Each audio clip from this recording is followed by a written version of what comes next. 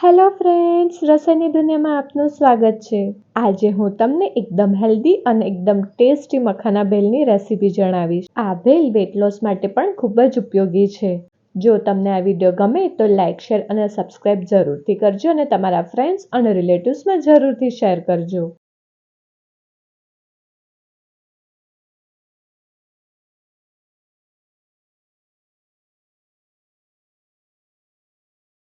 મખાના ભેલ બનાવવા માટે એક કઢાઈ મૂકીશું। તેમાં એક બાઉલ મખાના એડ કરીશું। તેને 3 થી 4 મિનિટ શેકીશું। તે પછી તેને એક ડીશમાં લઈ લઈશું।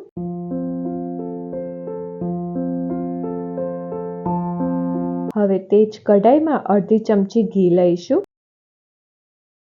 ઘી ગરમ થાય એટલે ધીમા ગેસ પર 1/3 સ્પૂન હળદર, 1/3 સ્પૂન લાલ મરચું, 1/3 સ્પૂન ધાણા જીરું એડ કરીશું। આ બધાને મિક્સ કરીશું। તે પછી શેકેલા મખાના એડ કરીશું।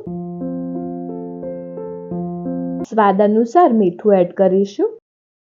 આ બધાને મિક્સ કરીશું। મિક્સ થઈ જાય તે પછી તેને એક બાઉલમાં લઈ લઈશું।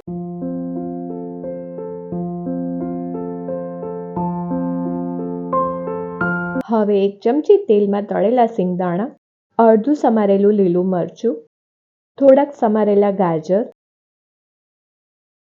થોડાક સમારેલા ટામેટા, થોડાક સમારેલા કેપ્સિકમ, થોડીક સમારેલી ડુંગળી, 1 ચમચી કોથમીર ફુદીનાની ચટણી, 1 ચમચી ખજૂર આમલીની ચટણી એડ કરીશું। 1/4 ચમચી કાળા મરીનો ભૂક્કો। આ બધાને મિક્સ કરીશું। તે પછી થોડાક ધાણા, થોડાક દાડમ એડ કરીશું। આ બધાને મિક્સ કરીશું। હવે અડધી ચમચી લીંબુનો રસ, થોડીક સેવો એડ કરીશું। આ બધાને મિક્સ કરીશું। હવે સર્વિંગ બાઉલમાં સર્વ કરી દઈશું। ફ્રેન્ડ્સ, તો છે ને એકદમ ઇઝી મખાના ભેલ બનાવી।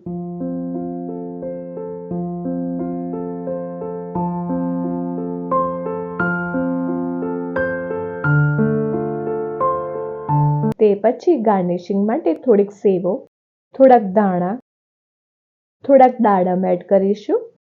થોડુંક છીણેલું બીટ એડ કરીશું। ફ્રેન્ડ્સ, તો આપણી એકદમ ટેસ્ટી અને એકદમ હેલ્ધી મખાના ભેલ રેડી છે। આ ભેલ વેટ લોસ માટે ખૂબ જ ઉપયોગી છે। જો તમને આ વિડીયો ગમે તો મારા વિડીયોના કમેન્ટ સેક્શનમાં જરૂરથી કમેન્ટ કરજો। ફ્રેન્ડ્સ, જો તમને આ વિડીયો પસંદ આવ્યો હોય તો સબસ્ક્રાઇબની જોડે બેલ આઇકોન ઉપર ઓલ બટન દબાવજો, જેથી મારા બધા નવા વિડીયો તમને મળતા રહે।